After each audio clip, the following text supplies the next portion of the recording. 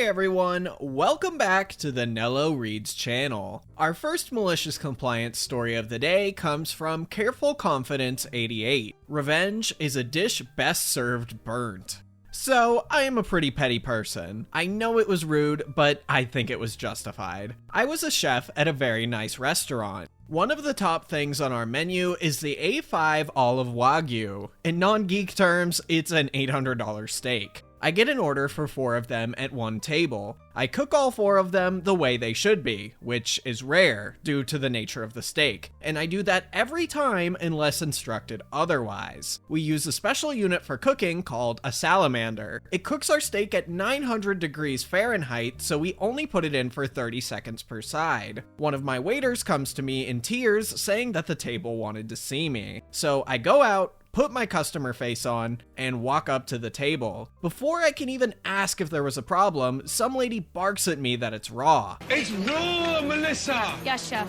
It's raw, come on! I apologize and ask if she would like me to cook it more. She says she wants it done for another 10 minutes. I try to explain that it would be incinerated, but she barks at me. You heard what I said, go do it. I was tired of this BS, so I just smile and say, no problem. I take it back, and I toss it back in for 10 minutes. It honestly hurt to ruin such a good steak, but it's what she asked for. So when I take it out, it literally fell apart into ash. I personally brought it to her with a huge smile on my face. She says, what the hell is this? I didn't want this. I cut her off and say, I heard exactly what you wanted and did just that. Edit. For those asking, she had to pay, which she did reluctantly. My manager and boss were very chill about it and even laughed after she had left. Plus, at my restaurant, a 20% tip is required and incorporated into every check. Thankfully, the other 3 people were cool and they even apologized, which made me happy. I assume it was a business meeting based on what they were talking about and how they were dressed. I'm the type of person to never send food back, but even when I do, I'm never mean about it. So in my opinion, this lady absolutely deserved to get her steak burned to nothingness. I mean, it is technically what she wanted. I also can't even imagine being rude to the waiter during a business meeting if that's actually what was happening. I mean, that's not the type of person I would want to do business with. Our next story comes from Lance23. If you say I can't get it for the correct price, I still am, but it's going to cost you more. My son was going to get the flu vaccine some days ago, and just as a precautionary measure, I wanted to test him for COVID the day of the vaccine, just to be 100% sure he's okay. Now, many pharmacies work with an online platform that facilitates deliveries through a phone app. You just log in and search for the item you want to buy or for the store you want to buy the item from. I searched for self-test kits and I found a pharmacy about 5 minutes from where I live that sold them for €3 a pop. Great, I thought. I hopped on my motorcycle and went right over there. I got up to the counter, asked for 4 test kits, and the pharmacist rings me up for €20. Now, I am no PhD in mathematics, but with some quick mind acrobatics, I came to the conclusion that 20 is more than 12. I tell her that I looked up the price before coming here and that they sold it online with added delivery for €3 a piece. She proceeded to tell me that this was a different situation and that she cannot match prices in store. I said thanks, that I would not be buying the items at the time, and left the store. I sat on my bike, opened the delivery app, and ordered 4 kits to be delivered right outside the pharmacy. I paid with PayPal and waited. About 10 minutes later, a delivery guy came, went into the store, took my bag, looked at his phone with disbelief, looked at me, asked me if I had asked for a delivery, gave me the bag, and left. The pharmacist ended up giving me the kits for the correct price and being charged 20% of the total price by the app for the delivery.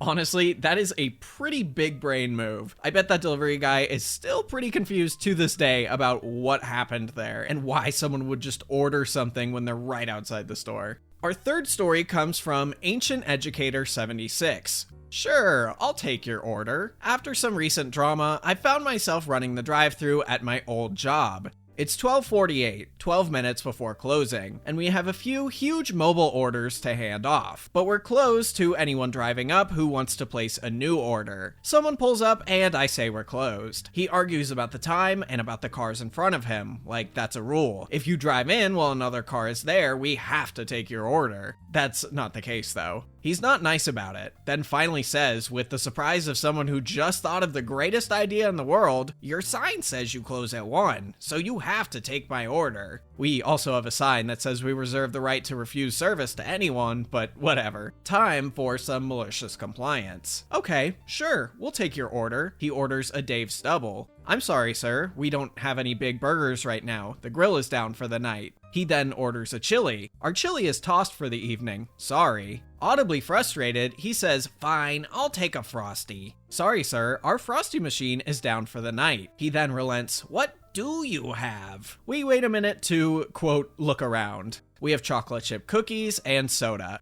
He backs up and screeches off into the night. Edit, yes, the chili reference was disingenuous. We don't toss the chili, but that's what I said to him. As far as me closing early, it's operationally necessary when we know we have 3 large mobile orders that we know will take till close. We make an executive decision. Trust me when I say that fast food is dichotomous in its employees being either some of the best workers I've ever seen or the absolute worst. And just like Socrates said, the line between good and crappy goes through the heart of each and every human. This wasn't my greatest day.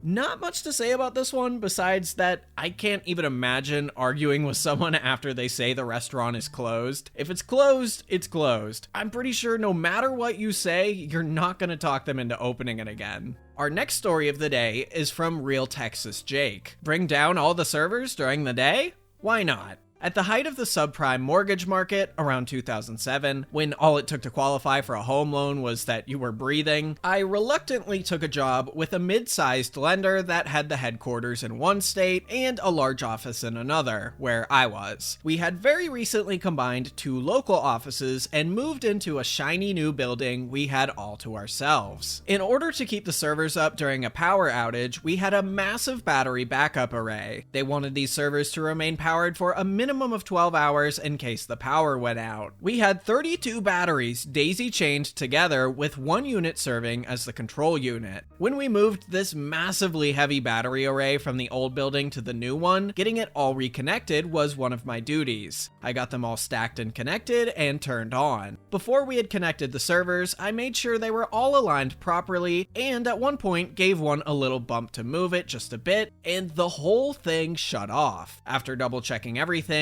I concluded we had a bad controller that could continue to present intermittent problems. The VP of IT, we'll just call him VP, had flown out to oversee the move. This guy was just a kid of 23, and if I recall correctly, he was the son of a friend of the founders. He was a smart guy, just inexperienced, and had an ego that far exceeded his skills and experience. So I told him, "Hey VP, there's a fault in the battery array. If you bump it a little, it just goes off." VP replies, "Don't worry about it, Jake. Just get it up and running so we can get the servers connected." So I did. This was not the malicious compliance. 3 months down the road, everything in the new office is humming along, and it's time to catch up on lingering tasks. On the phone with VP, and he says, "Jake, go reconfigure the controller card for the battery array with the IP address I just emailed you." You guessed it, cue malicious compliance. I knew what was very likely to happen, and I purposely did not remind VP of the instability of the controller card. So after the call, I grabbed a serial cable and my laptop and went down to the server room. The moment I plugged that cable into the controller card of the battery array, the entire thing went down like a drunk on an icy sidewalk.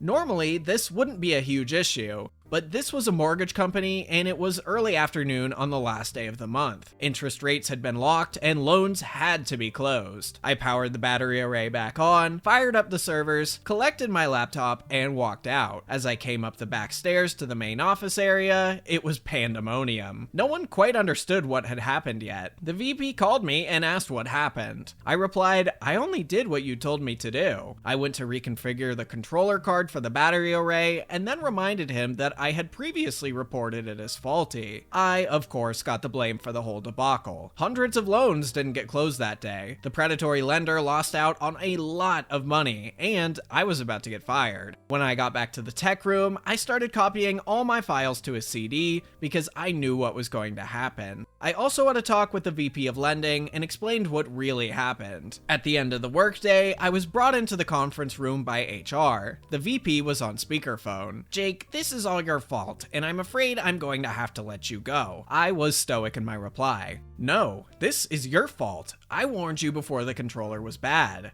He said, you knew it was the last day of the month, you should have known to wait until the next day, and proceeded to start yelling and screaming at me because he had to deflect because HR was right there. I stopped him in the middle of seething and said, VP, you fired me, right? He shot back, you're effing right I did. So I stood up, took a calm deep breath, and said, then I don't need to sit here and listen to you. And I walked out, leaving my laptop behind. I could hear the speakerphone jumping off the conference room table as he screamed at me to come back. I stopped, laughed, and kept on walking. Best day of work I ever had. Edit. For those that said I should have reminded him, it wouldn't have mattered a bit. He dismissed pretty much everything I ever said to him that wasn't following orders, and if something went wrong, he was never to blame. He was arrogant and inexperienced and never took advice.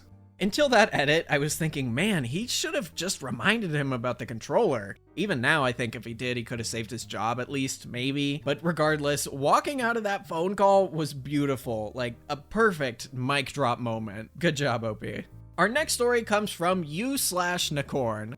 Really clever name, by the way. That's awesome. Never refuse a client who wants to use the bathroom? Okay, enjoy your mess. This just happened. I'm a nurse. I had been told by my orienter when I was hired that the washrooms were just for staff, as we didn't have time to wash them in between each patient for infection control purposes. Turns out this wasn't actually correct, and my team lead was not happy. The hammer came down on me specifically. They didn't care that it was their orienter who made the decision, and I had no way of knowing it wasn't correct. I only told one client that we didn't have a public washroom, but that was enough for me to get 2 emails and repeated comments from supervisors about how we have to let everyone use the washroom. So no issues since then. Well, today it finally happened. A patient, in quotes, came into the waiting area insisting they had an appointment and tried walking past to the back area. This person wasn't wearing a mask, social distancing, and appeared to be perhaps an addict or on something. I advised them that the bathrooms are only for clients. Well, me and reception were frantically trying to determine if they really did have an appointment. It's not unusual for late booking to come in without notification. The patient said they were a walk-up appointment,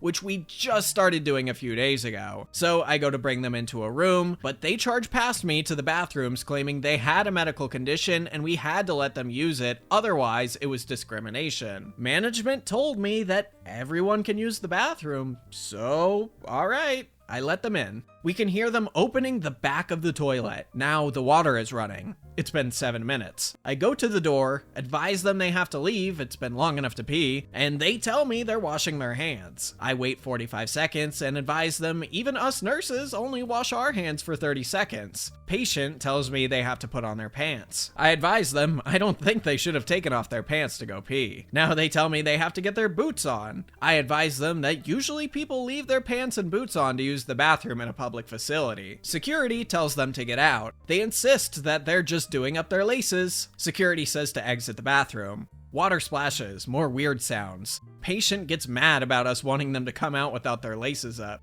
Do you want a liability issue if I fall? Me and security agree that we are willing to take that risk. Patient comes out pantsless and proceeds to spend upwards of a full minute doing their laces in the hallway, all while ranting about liabilities and them tripping, and how we don't care about injuries because COVID is the biggest government hoax and we're all complicit in it. Patient storms out, leaving their pants in the bathroom and an unholy mess behind. He breezes right past the patient rooms, completely uninterested in actually doing their walk-in appointment, which we knew. So me and the other nurses proceed to clean the crap out of the bathroom and waiting room. Edit. For anyone thinking we were unreasonable, the most likely reason the person took their pants off was to shoot up using the veins in their legs and feet. We don't understand what they were doing in the back of the toilet, but it appears they were trying to remove something from in there. Edit 2. Some people are wondering how this is malicious compliance when we had to clean the bathroom. All the staff and everyone saw this person come in, and when I said to them, management got on my case about the bathrooms after that one time, should I let them in?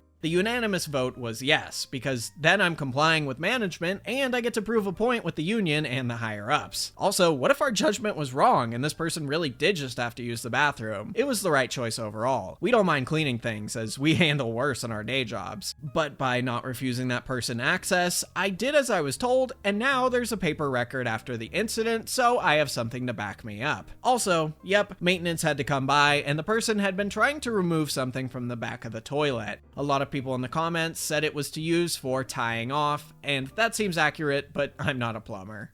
This story is kind of sad because the guy is an addict, but it's still kind of funny that he just left his pants in the bathroom. Like, at least take them with. Now you have less money for whatever you're on because now you need new pants. I hope you enjoyed today's stories, and I'll see you in the next video.